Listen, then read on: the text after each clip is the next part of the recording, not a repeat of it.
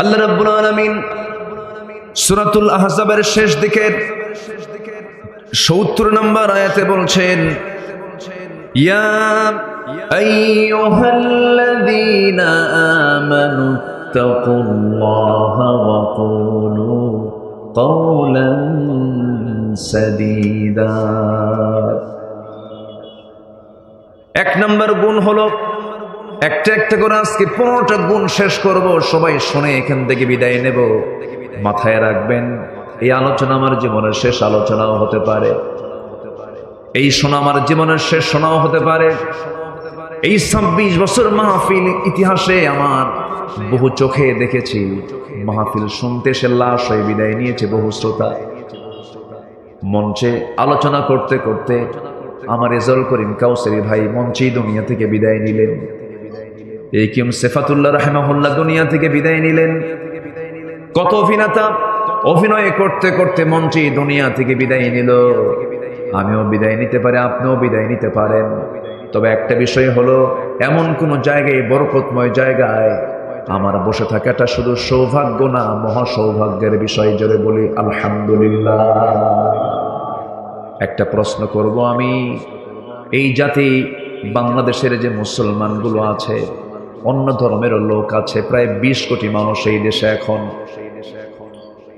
এই 20 কোটি মানুষের যদি আমরা জরিপ করে দেখি, আল্লাহ রাব্বুল আলামিন বলছেন সত্যবাদী হও, সত্য কথা বলো, সোজা কথা বলো।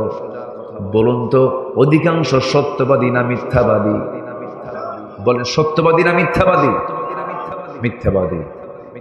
কোর্টে মামলা হয়, সে মামলার যে রায়গুলো হয়, সে মামলার সাক্ষীগুলো, উকিলরা যে যুক্তি তর্কগুলো দেন, এগুলোর মধ্যে অধিকাংশ সত্য না মিথ্যা? ভালো করে বলবেন, আমি একদম মানে মানে মন খুলে বলবেন। বলেন তো, অধিকাংশ কি এগুলো যে মামলা টামলা যা হয়, এগুলো কি মানে সত্যের উপরে না সাজানো নাটকের উপরে? সাজানো নাটকের। আমরা কিন্তু দেখছি, কিন্তু এগুলো সব কিন্তু আমরা অবজার্ভ করছি। আরেকটা প্রশ্ন আমি করতে চাই, বলুন তো, আমার দেশে সবচেয়ে বেশি মিথ্যা কথা বলে কারা? শিক্ষকরা? কারা কারা কারা বলেন? নেতারা। আমি কিন্তু বলি নাই, আপনারা বললেন, কিন্তু দোষ কিন্তু আমার নাই। তাহলে পুরো অডিয়েন্স সবাই বলে ফেললেন যে কোন শ্রেণীর মানুষ সবচেয়ে বেশি মিথ্যা কথা বলে? আপনারা বললেন কারা? নেতারা। সব নেতা নয়, তবে নেতারা সবচেয়ে বেশি মিথ্যা কথা বলেন। এই কথাটা কিন্তু আপনাদের এই অডিয়েন্স থেকে আমার কানে এসেছে। এর কিছু অবশ্যই বাস্তবতা আছে না নাই বলেন তো? আসতে বলবেন না, আছে না নাই? এই পর্যন্ত যত ওয়াদা, যত সরকার দিয়েছে, কোন ওয়াদা কি তারা রক্ষা করতে পেরেছে? বিগত সময়ে 16 বছর থাকা নব্য ফেরাউন, কি ফেরাউন বলেন? নব্য ফেরাউন, লেডিস ফেরাউন। ফেরাউন তো পুরুষ ছিল, আর আমার দেশে এটা লেডিস আসছিল। খুব অত্যাচার করেছে। আমি তো এমনি এমনি বলছি না, চোখের সামনে আপনার ইতিহাস দেখেছেন, ঘটনা দেখেছেন। বলুন তো, আজকের এই মাহফিলটা বাস্তবায়নের জন্য এই মাহফিল কমিটির কোনো ভাই কি থানায় গিয়েছিলেন? যাওয়া লাগছে? আচ্ছা, কোথাও কি কোনো সমস্যা হচ্ছে? আচ্ছা বলুন তো, এই 1 বছর, প্রায় 16 মাস, এই 16 মাসে বাংলাদেশের কোনো জায়গায় কোথাও কি আপনারা জঙ্গির কোনো আস্তানা, জঙ্গির কোনো কারখানা, জঙ্গির কোনো নাটক, অভিযান, জঙ্গি অভিযান কোথাও কি দেখেছেন, শুনেছেন? তাহলে এই জঙ্গি নাটক এই 1 বছর আমরা দেখলাম না। কেন দেখলাম না? এই নাটকের যিনি মূল নাট্যকার, তিনি এখন দিল্লি গিয়ে বসে আছেন, ঠিক কিনা? কোথায় বসে আছে? দিল্লি। কার বাড়ি? মামু বাড়ি। আল্লামা সাইদিকে কে না ভালোবাসেন? 25 বছর আগের কি সুন্দর তার ভবিষ্যৎবাণী, ভবিষ্যৎ কথা। গাছের গোড়ায় নাড়া দেব, সোজা মামু বাড়ি দিল্লি গিয়ে পড়বা। লন্ডনে পড়েনি, বার্লিনে পড়েনি, আমেরিকায় পড়েনি, ইউরোপের কোনো দেশে পড়েনি, পার্শ্বের ইসলামাবাদও পড়ে নাই, শ্রীলঙ্কাও পড়ে নাই, ভুটান পড়ে নাই, নেপাল পড়ে নাই, সোজা মামুবাড়ি দিল্লি গিয়ে পড়ছে। 25 বছর আগের কথা। কি উনি বলেছিলেন 25 বছর আগে বাংলাদেশে এমন একটা সময় আসবে, পালানোর জন্য একটা ইঁদুরের গর্ত পর্যন্ত খুঁজে পাবা না। পায় নাই। কলার পাতায় বসেছিল মানিক মিয়া, জানেন না আপনারা? বিচারপতি মানিক। সম্মানিত বন্ধুগণ, এই মহান ব্যক্তিদেরকে যে পরিমাণ টর্চার করা হয়েছে, আল্লামা সাঈদীকে চেয়ারে বসে রাখা হয়েছে, একটানা 3 দিন ঘুমাতে দেওয়া হয়নি।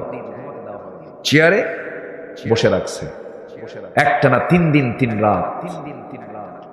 হিন্দু অফিসার দিয়ে, মানে সব হিন্দু ভাই তো খারাপ না, অন্য ধর্মের ইসলাম বিরোধী, ইসলামকে সহ্যই করতে পারে না এমন কিছু অফিসার দিয়ে তাকে থাপ্পড় পর্যন্ত মারা হয়েছে।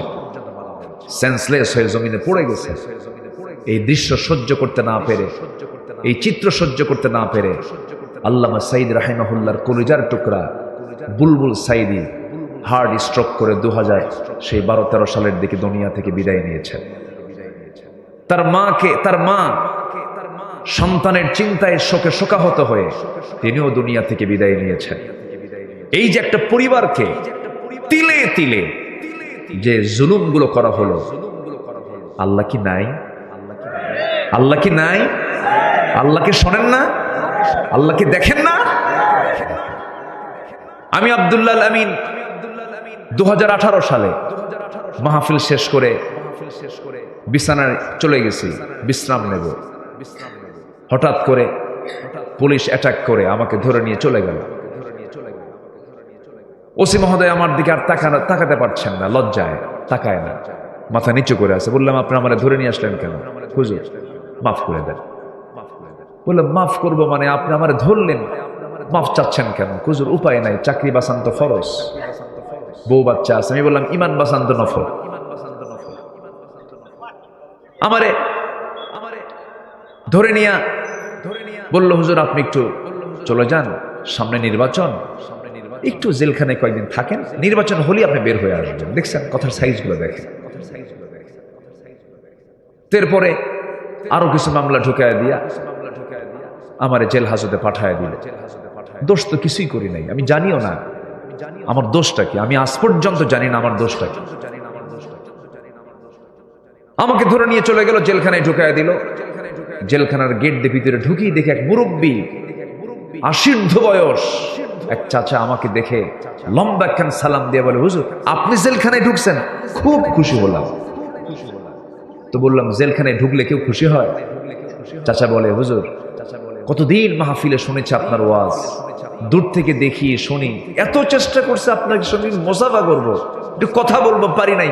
আল্লাহ কি সুন্দর মিলাই দিয়েছে, সামনে ধরা পড়ছেন, দোয়া করি জেলখানায় থাকে। আমি চাচাকে বললাম, চাচা আপনার জেলখানায় আসার হিস্টোরি কি, কারণ কি, কি চুরি করে আসছেন? কে বাবা বিস্ফোরক মামলা দিছে। আমারে বলে, হুজুর একটু বলেন তো বিস্ফোরক খায় না কি করে? সে জানেও না বিস্ফোরক শব্দটার ব্যাখ্যা কি। এই হলো 16 বছরের অবর্ণনীয় অমানবিক নির্যাতন নিপীড়নের চিত্র। আমরা সুন্দর একটি পরিবর্তন পেয়েছি, একটা আলাদা একটা পথ এসেছে। এখন সামনের দিনকে আমরা আলোকিত করতে চাই। পৃথিবীর তৈরি করা লোকের কোনো তন্ত্র মন্ত্রের আলো দিয়ে নয়, আমরা আল্লাহর পাঠানো নাজিল করা কিতাব কোরআনের আলোতে, আমরা কোরআনের আলোকে আমরা সমাজকে, রাষ্ট্রকে আমরা আলোকিত করতে চাই। তাহলেই বিজয় দিবেন, তাহলেই সমাজে আমরা শান্তি পাবো, আখিরাতে আমরা নাজাত পাবো। জোরে বলি ইনশাআল্লাহ। তাহলে যারা মিথ্যা কথা বলে তাদের সঙ্গে আমাদের কোনো সম্পর্ক থাকতে পারে? আমাদের সম্পর্ক থাকবে হলো মিথ্যাবাদীর সাথে না সত্যবাদীর সাথে? ওকুনু মা'আস সাদিকিন, তোমরা সত্যবাদীদের সাথী হয়ে যাও, মিথ্যার সঙ্গে তোমরা সম্পর্ক রেখো না। আমার বন্ধুগণ একটু কান লাগাবেন। মনোযোগ দিয়ে কথাগুলো শুনবেন। 1 নম্বর গুণ হলো সততা। এই সততা যদি আপনার মধ্যে থেকে যায়, আপনার সন্তানগুলো ভালো হবে, আপনার পরিবার ভালো হবে, আপনার সমাজ ভালো হয়ে যাবে, রাষ্ট্র ভালো হয়ে যাবে।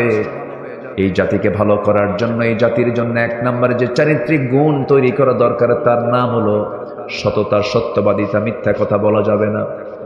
আমি একটা প্রশ্ন করব আপনাকে, বলুন তো, এই পৃথিবীতে একজন মানুষ যার জীবনে কৌতুক করে একটা মিথ্যা কথা তার মুখ থেকে কোনোদিন বের হয় না, তার নামটা কি বলুন? মুহাম্মদুর রাসূলুল্লাহ সাল্লাল্লাহু আলাইহি সাল্লাম। কোনোদিন একটা মিথ্যা কথা তার মুখ থেকে ফসকেও বের হয় নাই। কি সতর্ক নিয়ে তিনি কথা বলেছেন, কি সজাগ থেকেছেন কথা বলতে নিয়ে। কৌতুক করে একটা মিথ্যা কথা তার মুখ থেকে বের হলো না। কোনোদিন আওয়াজ দিয়ে কোনোদিন হাসি দেন নাই, হেসেছেন, তার মুখটা হাস্যোজ্জ্বল ছিল, কিন্তু আওয়াজ দিয়ে কখনো হাসেন নাই। পেটে ক্ষুধা ছিল তার, কিন্তু কোনোদিন পেটে ক্ষুধার কোনো সিমটম মুখে তিনি প্রকাশ করেন নাই। ক্ষুধার্ত অবস্থা তিনি ছিলেন, কিন্তু মুখে দেখে তার টের পাওয়া যেত না। মাসের পর মাস চলে যেত, বাড়ির চুলাতে আগুন জ্বলতো না, কিন্তু আমার নবীজি কখনো একটা বারের জন্য কখনো মনক্ষুণ্ণ হতেন না। রাতের বেলা এসে বলতেন, আয়েশা দেখো তো কোনো খাবার আছে নাকি। নিজ হাতে গনিমতের মালগুলো বন্টন করেছেন, শূন্য হাতে ফিরেছেন বাড়িতে। শুধু সামান্য কিছু পানি পান করে রোজার নিয়ত করে পরের দিন রোজার নিয়ত করেছেন, কিন্তু প্রকাশ করতে দেন নাই তিনি কষ্টের মধ্যে আছেন। আমার বন্ধুগণ, আমার নবীজির সবচেয়ে বড় গুণ হলো সততা। কাফেররাও তাকে পছন্দ করত, মুশরিকরাও তাকে পছন্দ করত। মুহাম্মদ যেটাই বলুক না কেন, মুহাম্মদ সত্যবাদী। আল আমিন এই খেতাবটা দিয়েছিল কুরাইশরা, আর সাদেক এই খেতাবটা দিয়েছিল কুরাইশরা। এবং কুরাইশরা, ওই সমস্ত কাটা কাফেররা নবুয়তের আগে আমার নবীর হাতকে ব্যাংক মনে করে অনেক সোনাদানার সম্পদ তার হাতে গচ্ছিত রাখত। যেরকম সুবহানাল্লাহ। আমরা সেই নবীর উম্মত হয়ে আমরা কি মিথ্যা কথাগুলো বলি।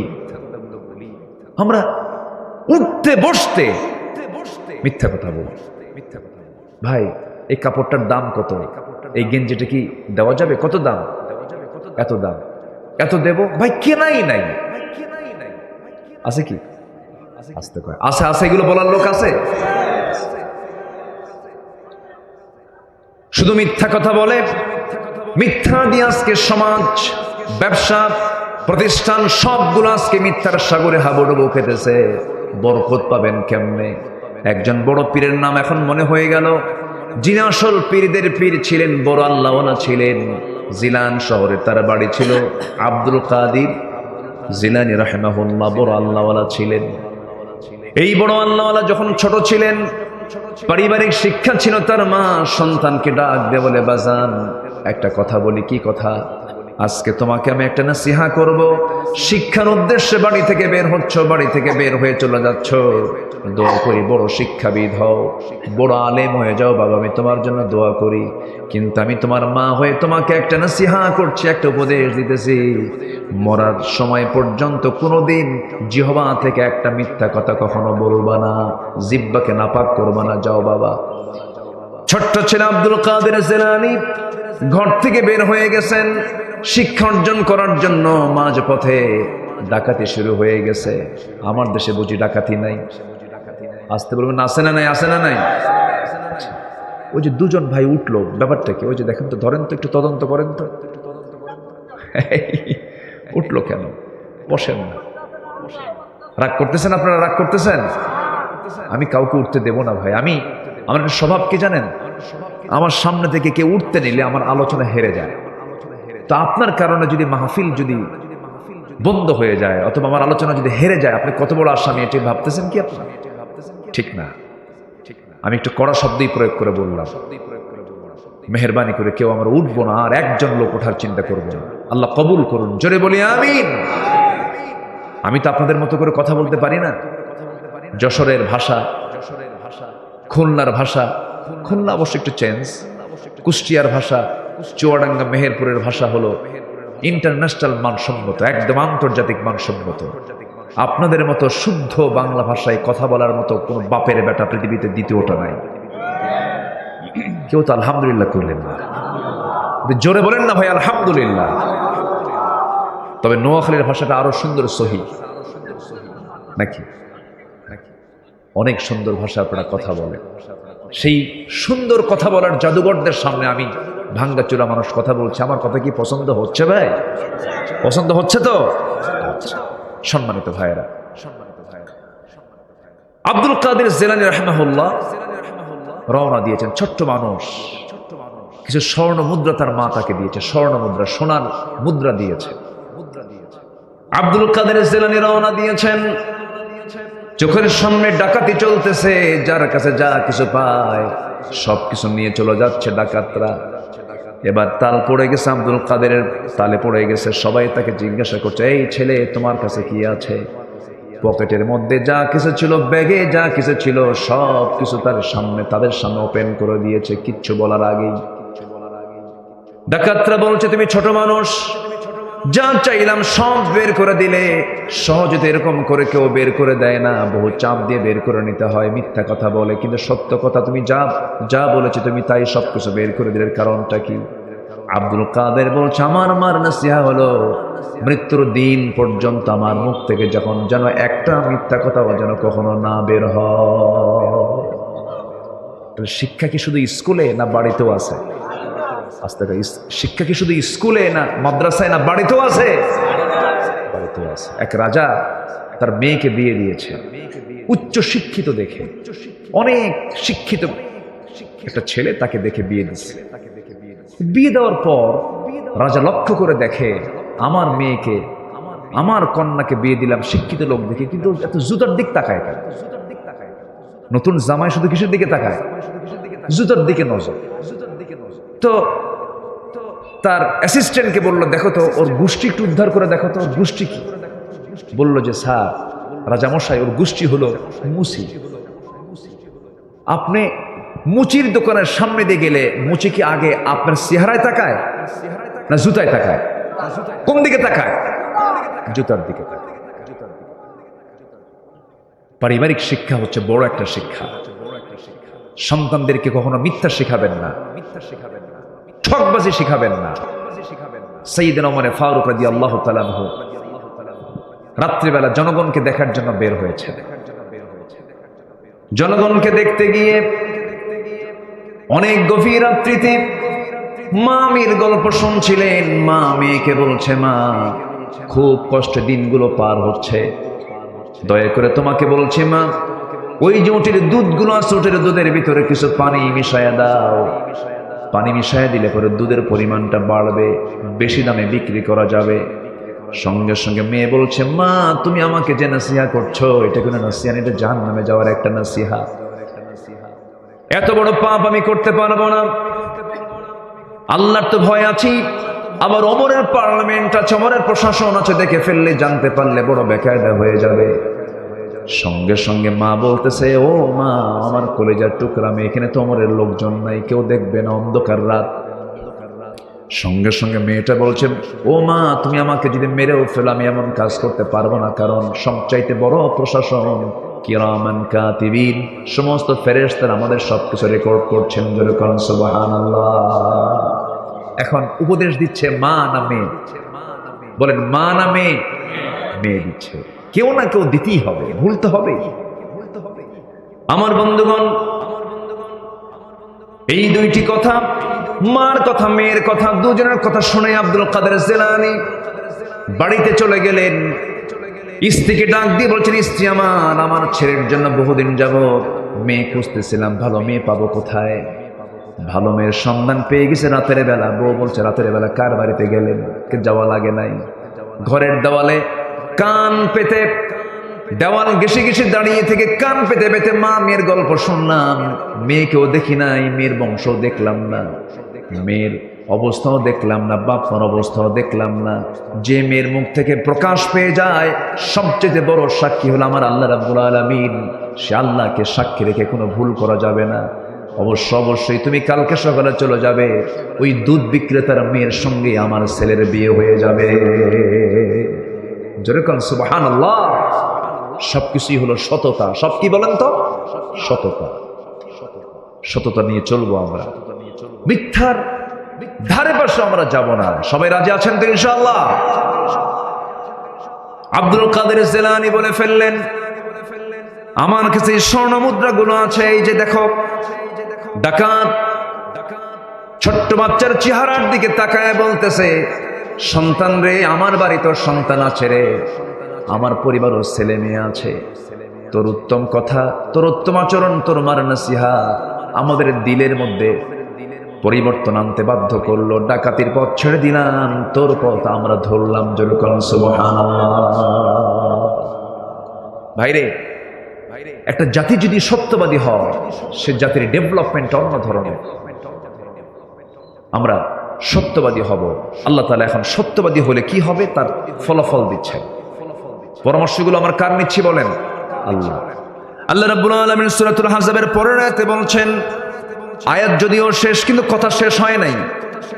সাদীদাইন ইউসলিহ লাকুম, যারা আলেম উলামা আছেন, আল্লাহ রাব্বুল আলামিন বলেন, ওয়াকুলু কাওলান সাদীদান ইউসলিহ লাকুম আ'মালাকুম ويغفر لكم ذنوبكم ومن يطع الله ورسوله فقد فاز فوزا عظيما।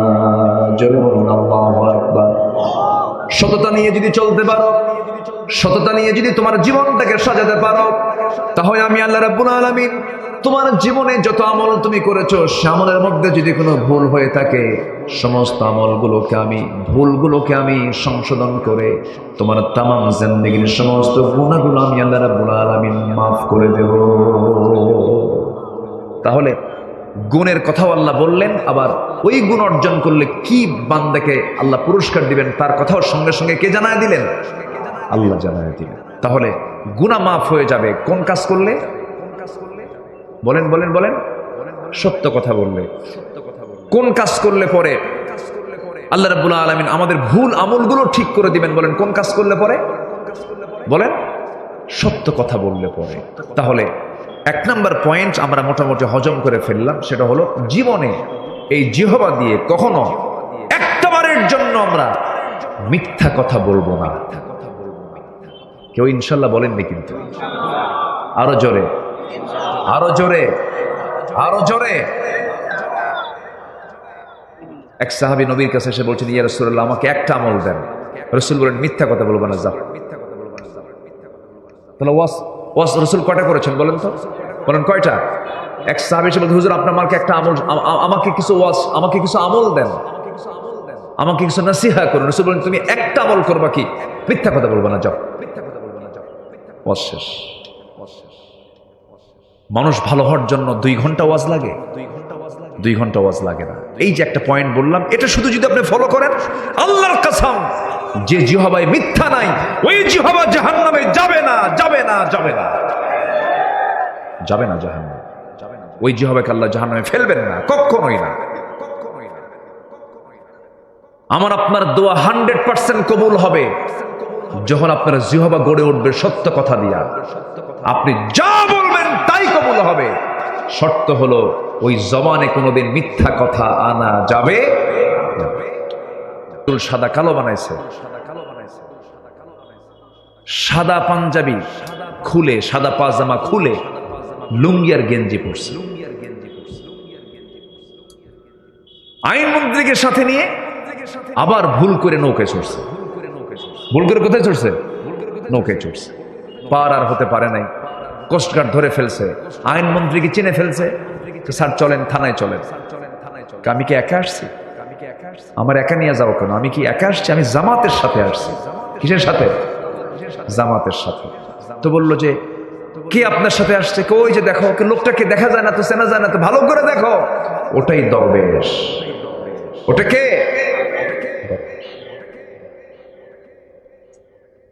যারা আলেমদেরকে বেইজ্জত করতে চেয়েছিল, সত্যপন্থীদেরকে যারা লাঞ্ছিত করতে চেয়েছিল, আল্লাহ ওদেরকে উলঙ্গ করে জাতির সামনে তাদেরকে লাঞ্ছিত করে ছেড়েছেন। কারণ সম্মান নিয়ে খেলবেন না, আপনি নিজে অপমানিত হবেন। সম্মানিত ভাইয়েরা, সম্মানিত বন্ধুগণ, আমরা এই 54 বছরের বহু নেতৃত্ব দেখেছি। সব নেতৃত্বের স্বাদ আমরা নিয়েছি। আমরা আগামীর নেতৃত্ব দেখতে চাই হলো কোরআনের নেতৃত্ব, ইসলামের নেতৃত্ব। আগামীর দিন আমাদের বাংলাদেশের জন্য হতে হবে ইসলামের দিন, কোরআনের দিন। আইয়ুবের শাসন দেখেছি, মুজিবের ভাষণ শুনেছি। কি শুনছি কিনা বলেন? আইয়ুব শাসন করেছেন, মুজিব ভাষণ দিয়েছেন, জিয়া খাল কেটেছেন, চাচা এরশাদের তাল বেতাল উনি দেখিয়েছেন। আর 16 বছরে শুধু এই বাকি সময়গুলো আমরা দেখছি হরতাল আর হরতাল। সব দেখা শেষ। আগামীর বাংলাদেশকে আমরা সাজাতে চাই কোরআনের বাংলাদেশ দিয়ে। রাজি আছেন কারা কারা? হাত উঁচু করে দেখান মুসলমান।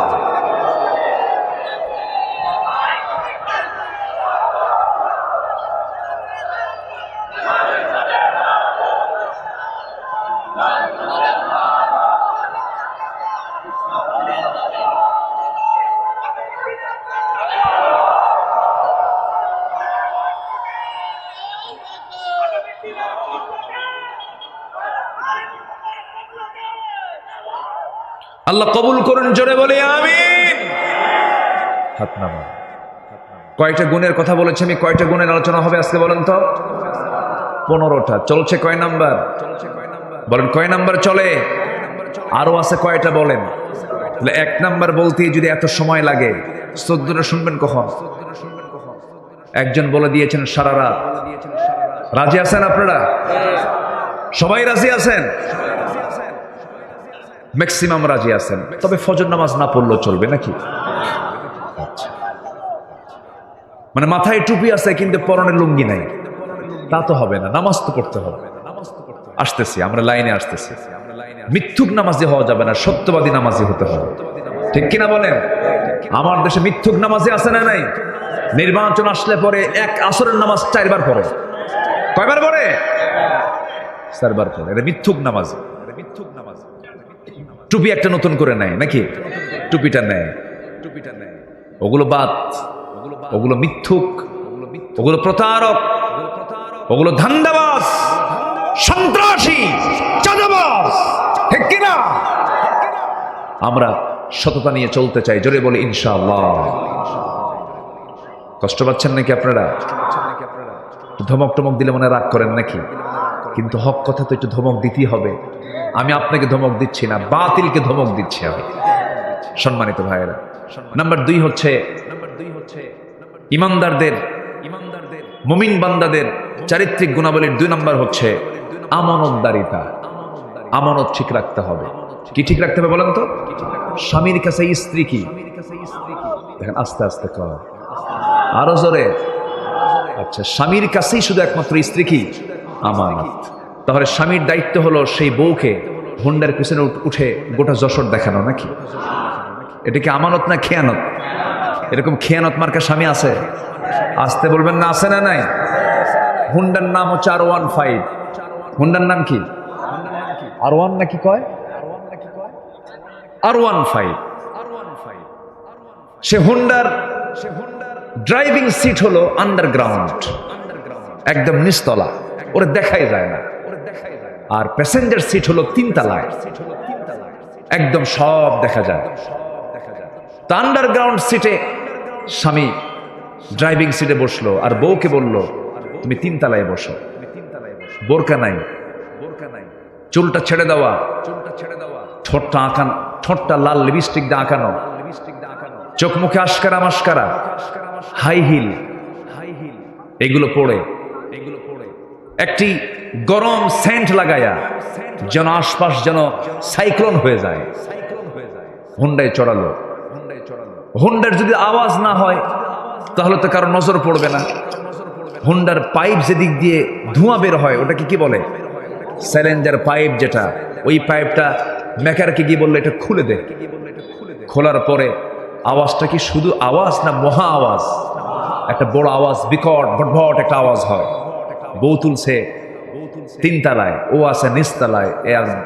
সাইলেন্সার পাইপ খুইলা এমন একটা আনমানছে রাজগঞ্জ বাজার থেকে একদম পুলের হাট পর্যন্ত, পুলের হাট থেকে একদম সেই কি বলে বেনাপোল পর্যন্ত, বেনাপোল থেকে আবার টান দিয়ে চলে গেছে একদম সাঁচরার মোড় পর্যন্ত।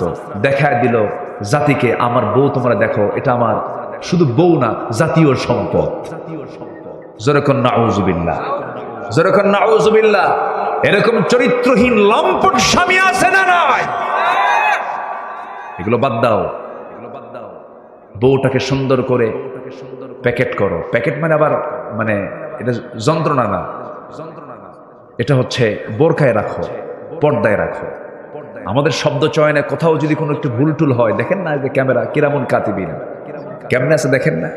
এখন এই শব্দটা যদি কেটে ফেলে যে প্যাকেট করো, তাহলে তো মনে করেন কাম সারা।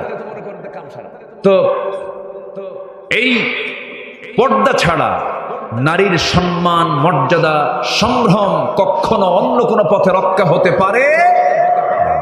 মেয়েদের সম্মান মর্যাদা আছে হলো পর্দার মধ্যে। কিসের মধ্যে বলেন? পর্দার মধ্যে। মুক্তা থাকে কিসের পেটে বলেন তো? মুক্তা থাকে কিসের পেটে?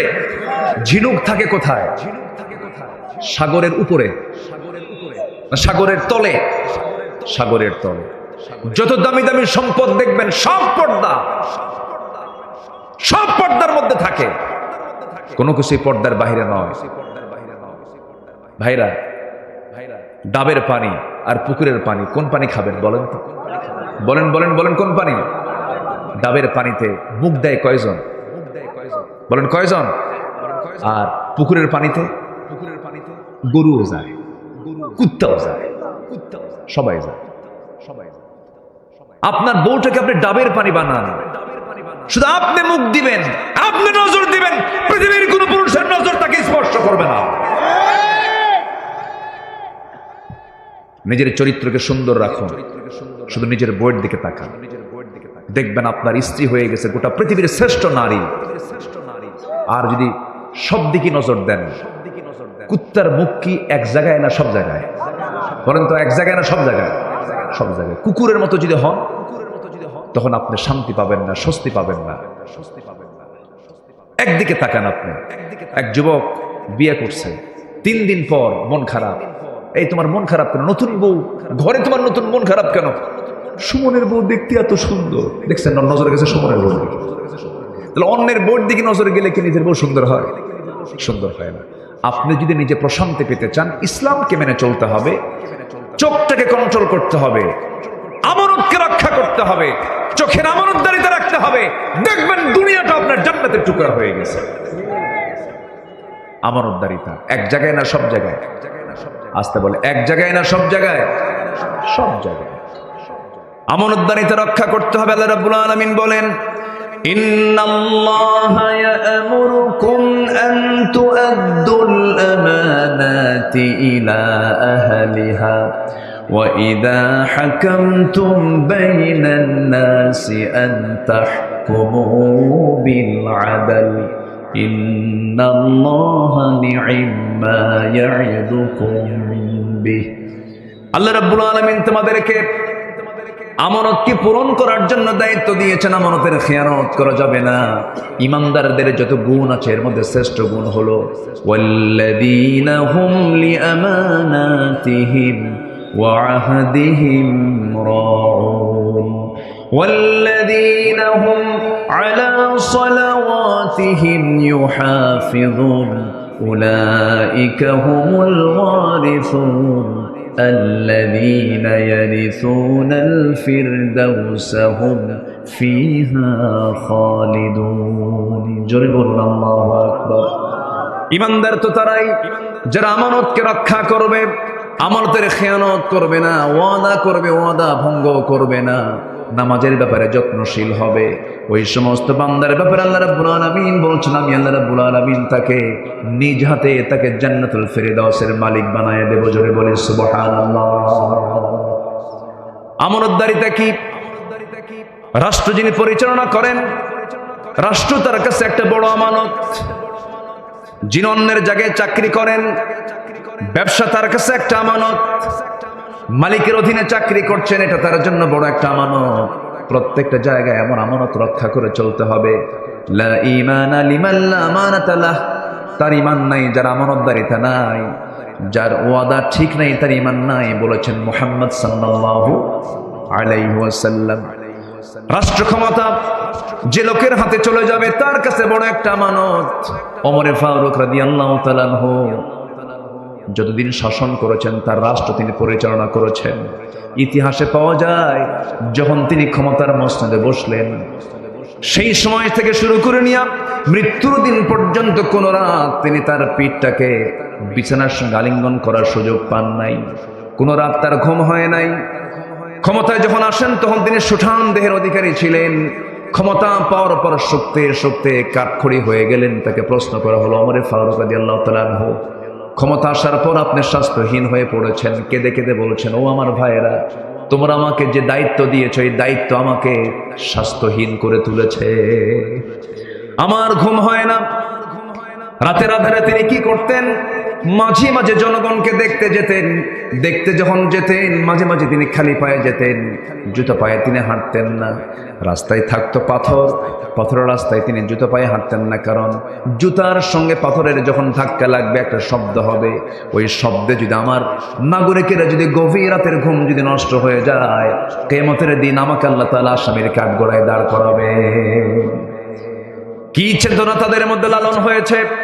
জনগণকে চুল পরিমাণ তারা কোনো কষ্ট দেন নাই। রাষ্ট্র একটা তাদের কাছে আমানত ছিল। প্রত্যেক রাত্রি তিনি নামাজ পড়াতেন। নামাজ পড়াইয়া তিনি মসজিদে নববী থেকে আস্তে করে বের হতেন।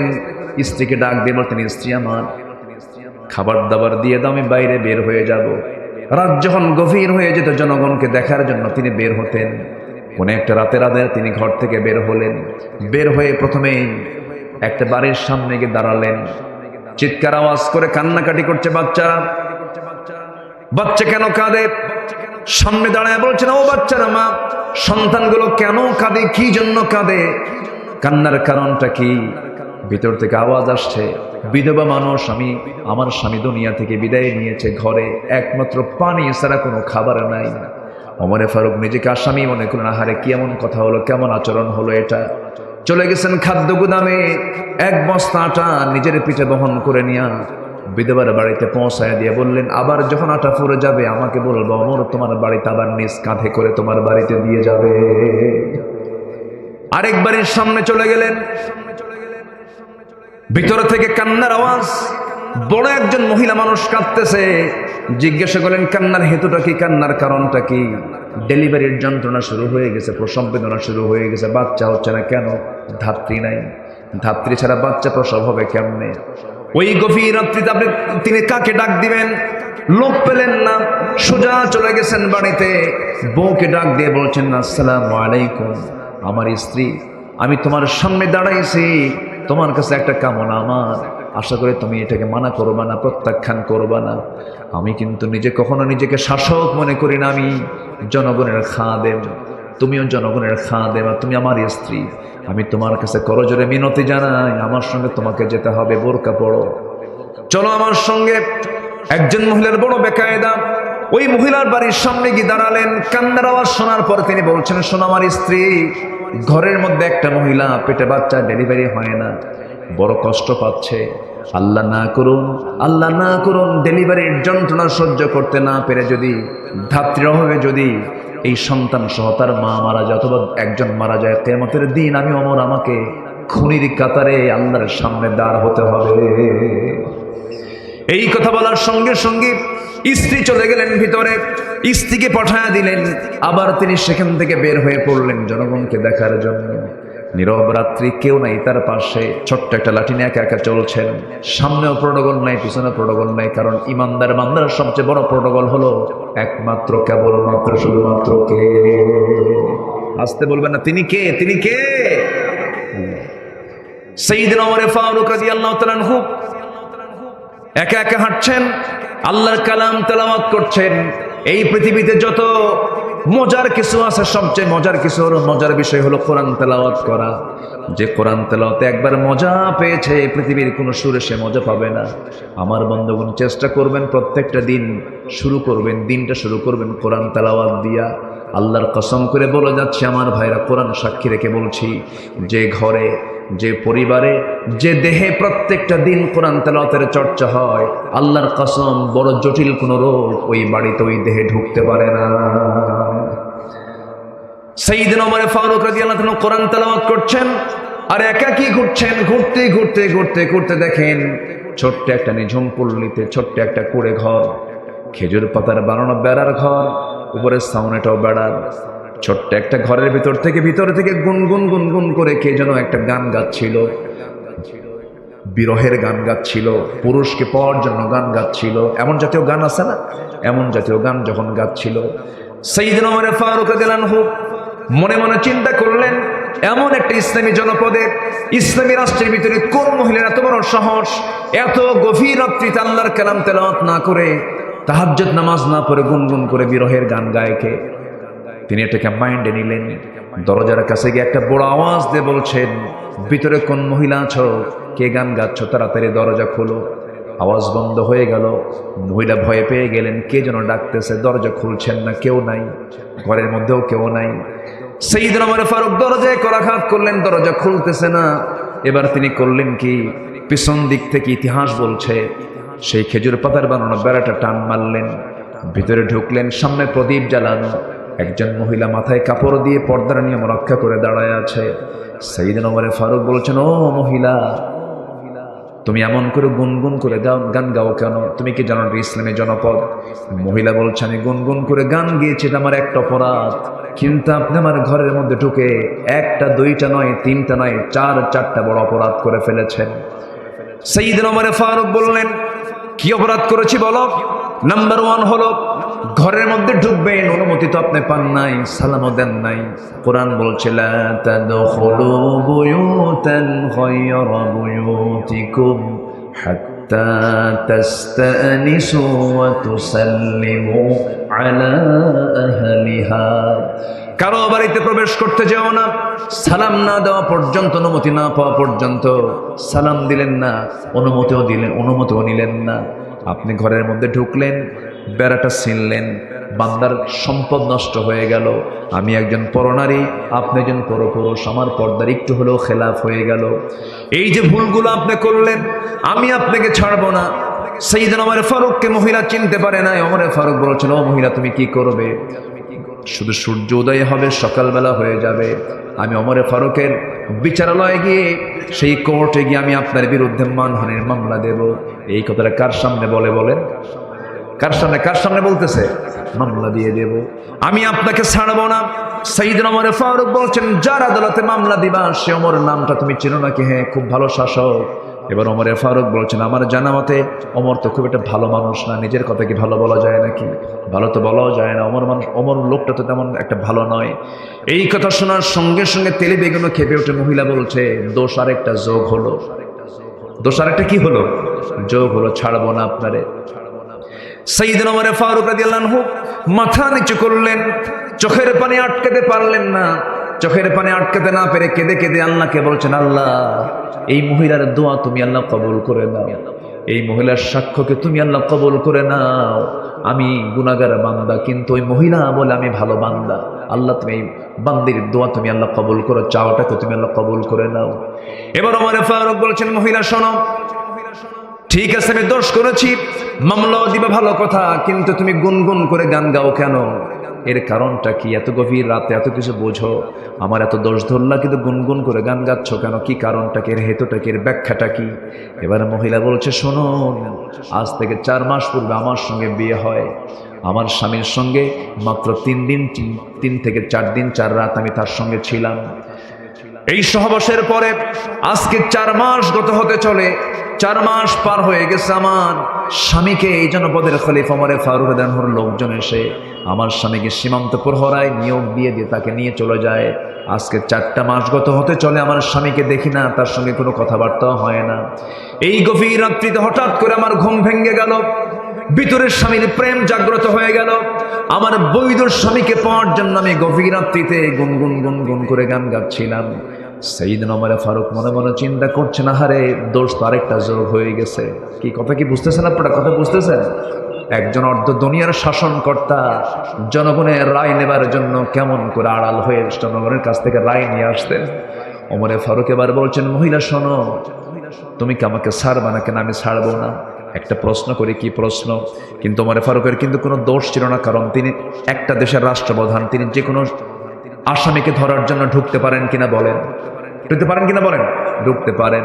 তিনি প্রশাসকদের প্রশাসক সাইয়েদনা ওমর ফারুক রাদিয়াল্লাহু তাআলা আনহু সঙ্গে সঙ্গে বলছেন, ঠিক আছে, কিন্তু তুমি আমার বিরুদ্ধে যে মামলা দেবে, আমি তার আগে তোমাকে একটা প্রস্তাব করব। সেই প্রস্তাবটা হলো, তোমার যে কাঙ্ক্ষিত স্বামী আজকে 4 মাস যাবত তুমি তাকে দেখতে পাচ্ছ না, সেই স্বামীকে যদি আমি তোমাকে কাল সকালে সূর্য উদয়ের আগে যদি তোমার বাড়িতে যদি পৌঁছা দিতে পারি, তুমি কি আমার বিরুদ্ধে কোনো মামলা দিবা নাকি?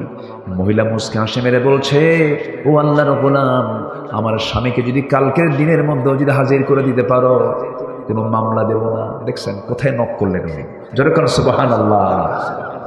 শাসক কাকে বলে? একদম উনি বুঝলেন যে এই রোগীর রোগ কোথায়, রোগীর রোগটা কোথায়, রোগটা ধরে ফেললেন। এবার বললেন, ঠিক আছে তুমি থাকো, আমি চলে যাচ্ছি, তোমার স্বামী সময় মতো চলে আসবে। নিজের পরিচয় সম্পূর্ণ আত্মগোপন করলেন সাইয়েদনা ওমর ফারুক রাদিয়াল্লাহু তাআলা। আল্লাহু আকবার। চলে গেছে বাড়িতে। বাড়িতে গিয়ে বউয়ের সঙ্গে দেখা। বউটাকে ডাক দিয়ে বললেন, আমার স্ত্রী, একজন মহিলা, একজন নারী তার স্বামীকে কতদিন পর্যন্ত না পেলে পরে তার ফিতনায় যাওয়ার সম্ভাবনা আছে, কতদিন পর্যন্ত সে ধৈর্য ধারণ করতে পারে স্বামী ছাড়া? একটু আমাকে বলো তো। স্ত্রী বলছেন, আমার স্বামী, আপনি কত বড় একজন জ্ঞানী মানুষ, আপনি আমাকে প্রশ্ন করছেন না? তুমি নারী মানুষ, তুমি তো নারী, তুমি বলতে পারবে। এবার তার স্ত্রী বলছেন, একজন স্বামীকে ছাড়া একজন নারী 3টা মাস, বড় জোর 3টা মাস, 3টা ঋতুস্রাব পর্যন্ত, অল মুতাল্লাকাতু ইয়াতারাব্বাসনা বিআনফুসিহিন্না 3 কুরু, তালাকপ্রাপ্ত নারীর অপেক্ষা করতে হয় কয় মাস? বলেন কয় মাস? 3 মাস কয়েকটা দিন। বিধবা নারীর জন্য আরবাআতু আশহুরিন ওয়া আশরা, 4 মাস 10 দিন অপেক্ষা করতে হয়। তো এই কথা জানার সঙ্গে সঙ্গে 3 মাস পার হয়ে 4 মাস ক্রস হয়ে গেছে।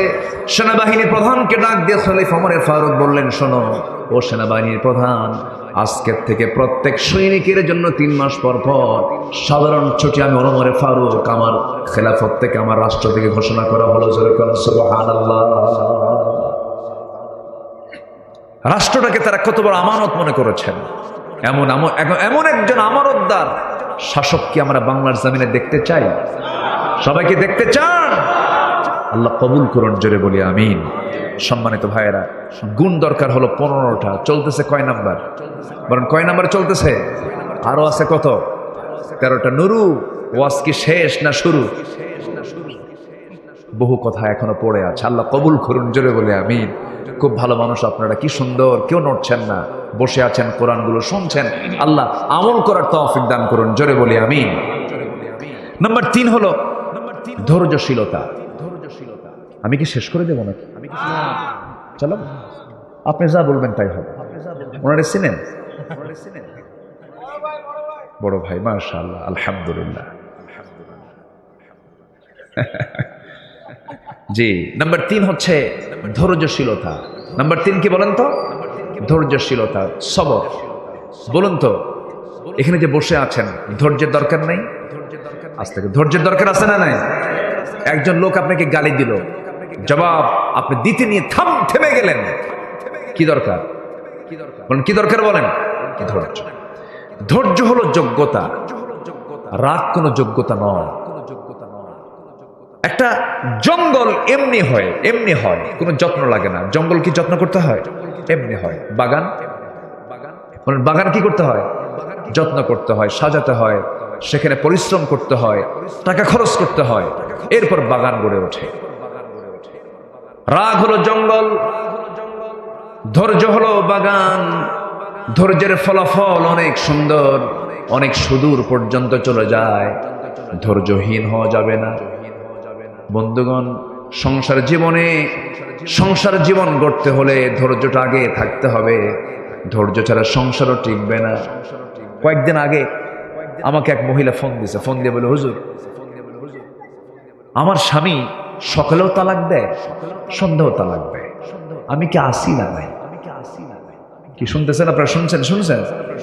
মানে মহিলা বলতেছে, আমার স্বামী রুটিন ওয়ার্কের মতো সকালেও তালাক দেয়, বিকেলেও তালাক দেয়, আমি কি আসি না নাই? বলেন, তালাক দিয়া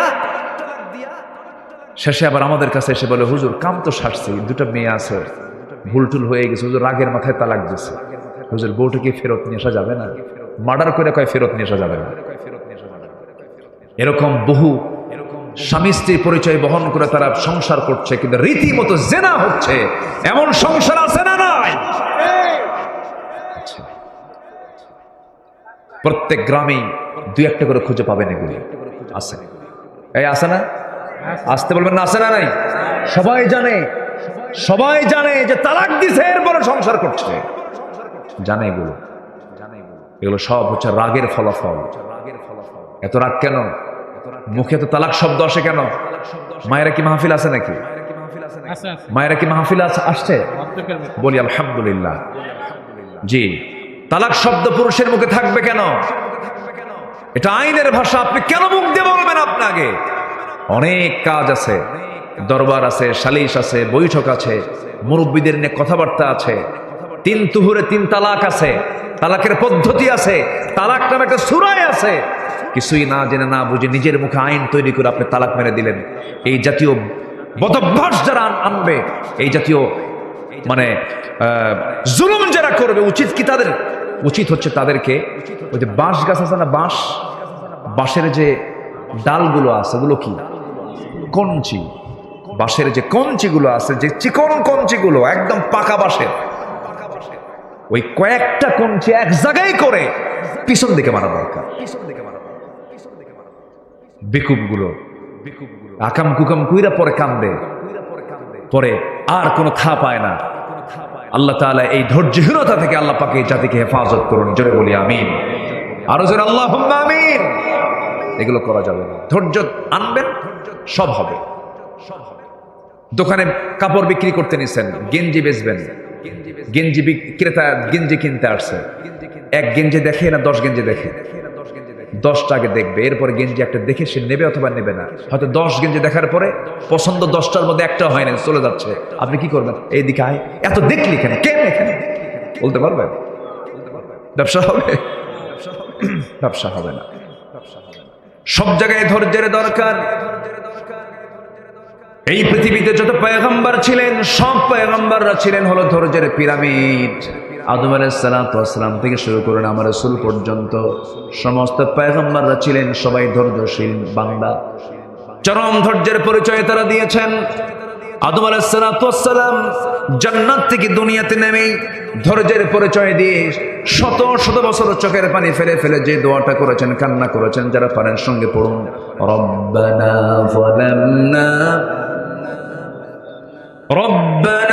যালামনা আনফুসানা ওয়া ইল্লাম তাগফির লানা ওয়া তারহামনা লানাকুনান্না মিনাল খাসিরিন। জোরে বলুন আল্লাহু আকবার। এই দোয়াগুলো করলেন, আল্লাহর দরবারে দোয়া মঞ্জুর হয়ে গেছে। আল্লাহ পাক বিপদ থেকে তাকে হেফাজত করলেন, বিপদ থেকে তাকে উদ্ধার করলেন। এইরকম করে সমস্ত পয়গম্বর বিপদে পড়েছেন, দোয়া করেছেন। তবে সকল নবী ধৈর্যশীল ছিলেন, তবে একজন নবীর রাগ সবচেয়ে বেশি ছিল। বলুন তো সেই নবীর নামটা কি? কি সুন্দর, সবার মুখস্থ, আলহামদুলিল্লাহ।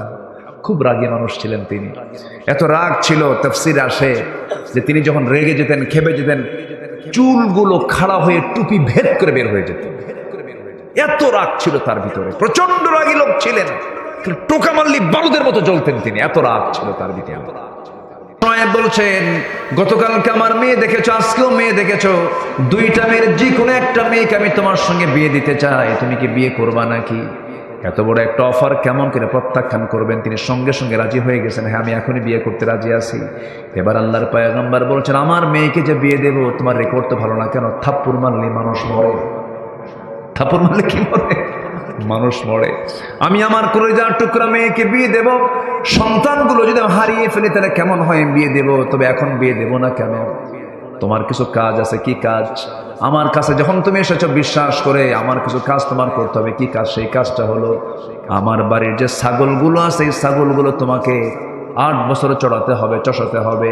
10 বছর হলে পরে মাস্টার্স কোর্স হয়ে যাবে, 8 বছর অনার্স কোর্স হয়ে যাবে। সঙ্গে সঙ্গে মুহাম্মদ সাল্লাল্লাহু আলাইহি ওয়াসাল্লাম বলেন, ঠিক আছে, আপনি যেহেতু আল্লাহর পয়গম্বর আমাকে অর্ডার দিয়েছেন, 10টা বছরে আমি আপনার বাড়ির ছাগল চড়াবো। এই পৃথিবীতে যত প্রাণী আছে, সকল প্রাণীর মধ্যে সবচেয়ে শান্ত ভদ্র একটা প্রাণীর নাম হলো ছাগল। নাকি? সবচেয়ে শান্ত না? সবচেয়ে শান্ত না? পাগলে কিনা বলে, ছাগলে কিনা খায়। এই ছাগল পালার দায়িত্ব পেয়ে গেছেন মূসা আলাইহিস সালাম। তিনি অত্যন্ত মেজাজি মানুষ ছিলেন, রাগী মানুষ ছিলেন। 10 বছর ছাগল পাললেন তিনি। সর্বশেষ দিন ছাগলগুলো নিয়ে যখন তিনি বাড়ির দিকে রওনা করলেন, হঠাৎ করে ছাগল পাল থেকে একটা ছাগল একাকী একদিকে দৌড় মেরেছে বিচ্ছিন্ন হয়ে। এই ছাগল পাল রেখে মূসা আলাইহিস সালাম ওই ছাগলটার পেছনে দৌড় মারলেন। ইবনে কাসির এসেছে, তাফসীর ইবনে কাসির আসছে, তিনি দৌড় মারছেন। ছাগলে দৌড়ায়, নবুও দৌড়ান। ছাগল যতই দৌড়ায়, বলেন তো যে ধরতে যায় তার রাগ কমে না বাড়ে? রাগ বাড়তে বাড়তে 100 ডিগ্রি হয়ে গেছে। ছাগলটা থেমে গেছে। দুই পা দুই হাতের মধ্যে ধরেছেন। দুই পা দুই হাতের মধ্যে ধরে শূন্যের উপরে খাড়া করেছেন। এক আছাড় মারবেন, এক আছাড়ে দুনিয়া থেকে মেরে ফেলবেন, দুনিয়া থেকে বিদায় করবেন। কিন্তু লক্ষ্য করে দেখেন, ছাগলটা থরথর করে কাঁপতেছে। চোখে মুখে তার বিশাল ভয়ের ছাপ। লোমকূপ দিয়ে টপ টপ করে ঘামগুলো ঝরতেছে। তার মধ্যে দয়া হলো, তুই তো ছাগল, তোরে মাইরা লাভটা কি? মেরা তো কোনো লাভ নাই। আস্তে করে দুই পা দুই হাত থেকে ছেড়ে দিয়া ছাগলটাকে কোলের মধ্যে আদর করলেন। আল্লাহ বললেন, মূসা, তোমার রাগ কমে গেছে। আমি তোমাকে এক্ষুনি নবুয়ত দিয়ে দিলাম, লা ইলাহা ইল্লাল্লাহু মূসা কালিমুল্লাহ। তাহলে ধৈর্য ছাড়া কি কোনো কিছু করা যাবে ভাই? বলেন, ধৈর্য ছাড়া কোনো কিছু করা যাবে?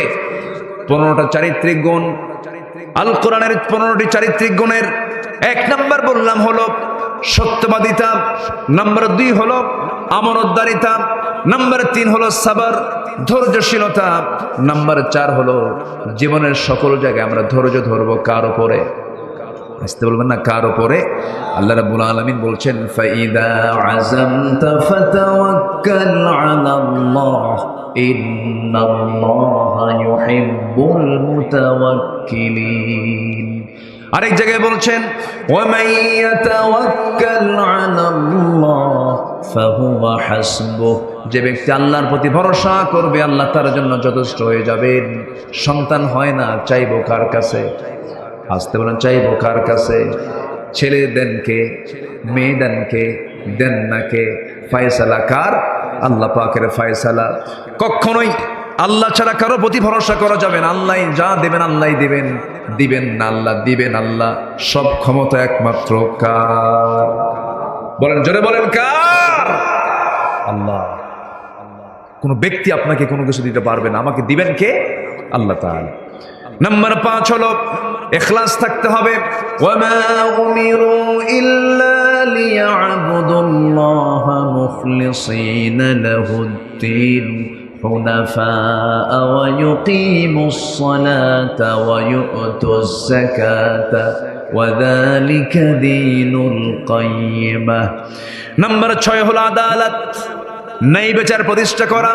ইয়া আইয়ুহাল্লাযীনা আমানু কুনু কাওয়ামিনা লিল্লাহি শুহাদা'a বিল কিসত। নাম্বার 7 হলো তওবা করা, ক্ষমা প্রার্থনা করা। ওয়াল্লাযীনা ইযা ফাআলু ফাহিশাতান আও যালামু আনফুসাহুম যাকারুল্লাহা ফাস্তাগফারু লিযুনুবিহিম। নাম্বার 8 হলো দয়া, সহানুভূতি। খুযিল আফওয়া ওয়া আমুর বিল উরফি ওয়া আ'রিদ আনিল জাহিলিন। নাম্বার 9 হলো নম্রতা। বলেন তো, আমরা নম্র হব না উগ্র হব? বলেন বলেন, উগ্র হব না নম্র হব? নম্র হব। ওয়া ইবাদুর রাহমানিল্লাযীনা ইয়ামশুনা আলাল আরদি হাওলাও ওয়া ইযা খাতাবাহুমুল জাহিলুনা ক্বালু সালামা। নাম্বার 10 হলো কৃতজ্ঞতা, কৃতজ্ঞ হওয়া। আল্লাহ রাব্বুল আলামিন বলেন, লা ইন শাকারতুম লা আযীদান্নাকুম ওয়া লা ইন কাফারতুম ইন্না আযাবি লাশাদীদ। নাম্বার 11 হলো সুজাআ, সাহসী হওয়া, সাহসিকতা নিয়ে আসে। এটা একটা চরিত্র, সুন্দর চরিত্র। আমরা ভীতু হব না সাহসী হব? বলেন, ভীতু না সাহসী? ভীতু না সাহসী? সাহসী হব। ইয়া আইয়ুহাল্লাযীনা আমানু ইসবিরু ওয়া সাবিরু ওয়া রাবিতু ওয়াত্তাকুল্লাহা লাআল্লাকুম তুফলিহুন। জোরে বলুন আল্লাহু আকবার। নাম্বার 12 হলো সৎ কাজের আদেশ দেবে, অসৎ কাজের বাধা দেবে। কুনতুম খায়রা উম্মাতিন উখরিজাত লিন-নাসি তা'মুরুনা বিল মা'রুফি ওয়া তানহাউনা 'আনিল মুনকার। নাম্বার 13 হলো বিশ্বাসযোগ্য হতে হবে, সিকা আনতে হবে। ওয়াল্লাযীনা হুম লিআমানাতিহিম ওয়া আহদিহিম রাউন। নাম্বার 14 হলো ইখলাস ফিল আমাল, কাজের ক্ষেত্রে নিষ্ঠা থাকতে হবে, কাজের ক্ষেত্রে নিষ্ঠাবান হতে হবে। নাম্বার সর্বশেষ হলো 15 নম্বর হলো সহনশীল হতে হবে। আল্লাহ তাআলা হালিম, আল্লাহ নিজেও সহনশীল, আমরা সহনশীল হব। আল্লাহ রাব্বুল আলামিন বলেন, ক্রোধকে যারা সংবরণ করবে, ওয়াল কাযিমিনাল গায়যা ওয়াল আফিনা আনিন নাস ওয়াল্লাহু ইউহিব্বুল মুহসিনিন। জোরে বলুন আল্লাহু আকবার। যারা ক্রোধকে সংবরণ করবে, সহনশীল যারা হবে, মানুষকে যারা মাফ করা শিখবে, মাফ করে দেবে, আল্লাহ রাব্বুল আলামিন ওই সমস্ত মুহসিন বান্দাদের দারুণ ভালোবাসেন। জোরে কোন সুবহানাল্লাহ। এই 15টা গুণ আমরা অর্জন করব। জোরে বলি ইনশাআল্লাহ। আর জোরে বলি ইনশাআল্লাহ।